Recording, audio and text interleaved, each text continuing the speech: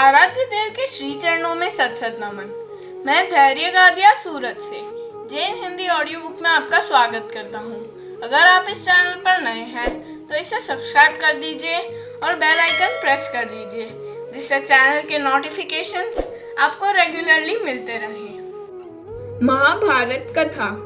महाभारत की कथा महर्षि पराशर के कीर्तिमान पुत्र वेद व्यास की देन है। व्यास जी ने महाभारत की यह कथा सबसे पहले अपने पुत्र शुकदेव को कंठस्थ कराई थी और बाद में अपने दूसरे शिष्यों को।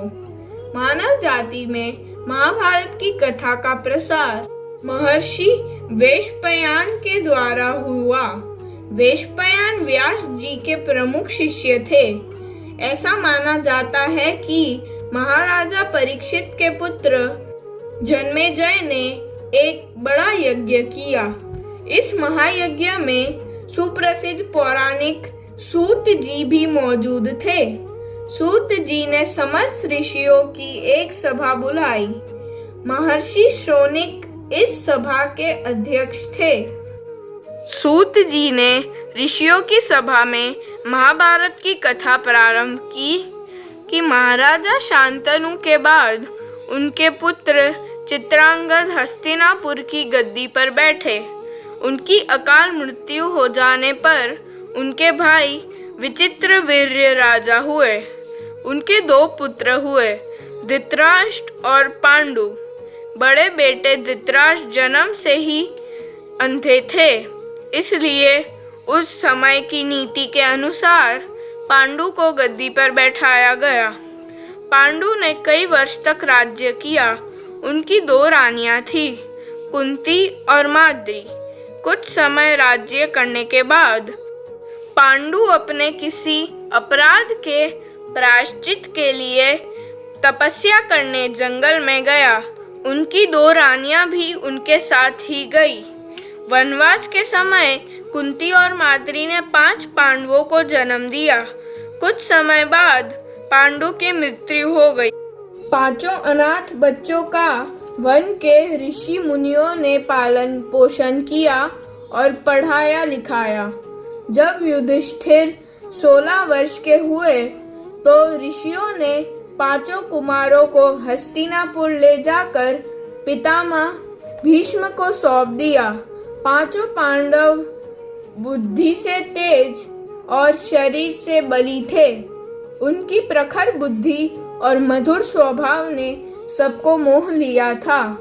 यह देखकर धृतराष्ट्र के पुत्र कौरव उनसे जलने लगे और उन्होंने पांडवों को तरह तरह से कष्ट पहुंचाना शुरू किया।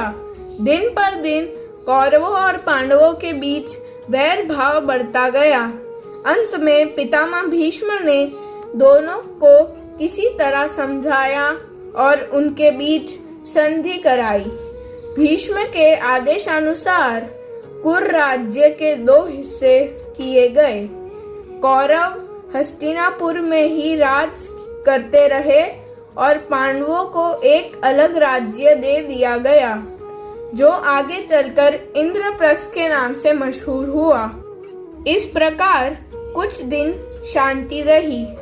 उन दिनों राजा लोगों में चौसर खेलने का आम रिवाज था।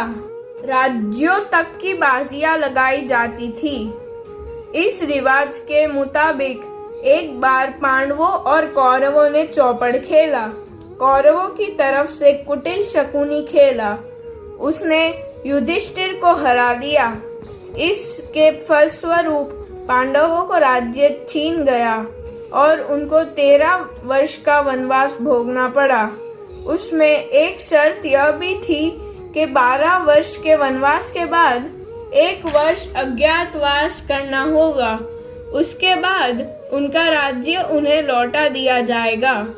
द्रौपदी के साथ 5 पांडव 12 वर्ष वनवास और 1 वर्ष अज्ञातवास में बिताकर वापस लौटे, पर लालची दुर्योधन ने लिया हुआ राज्य वापस करने से इनकार कर दिया। अतः पांडवों को अपने राज्य के लिए लड़ना पड़ा। युद्ध में सारे कौरव मारे गए। तब पांडव उस विशाल साम्राज्य के स्वामी हुए। इसके बाद 36 वर्ष तक पांडवों ने राज्य किया और फिर अपने पोते परीक्षित को राज्य देकर द्रौपदी के साथ तपस्या करने हिमालय चले गए। संक्षिप्त में यह महाभारत की कथा है।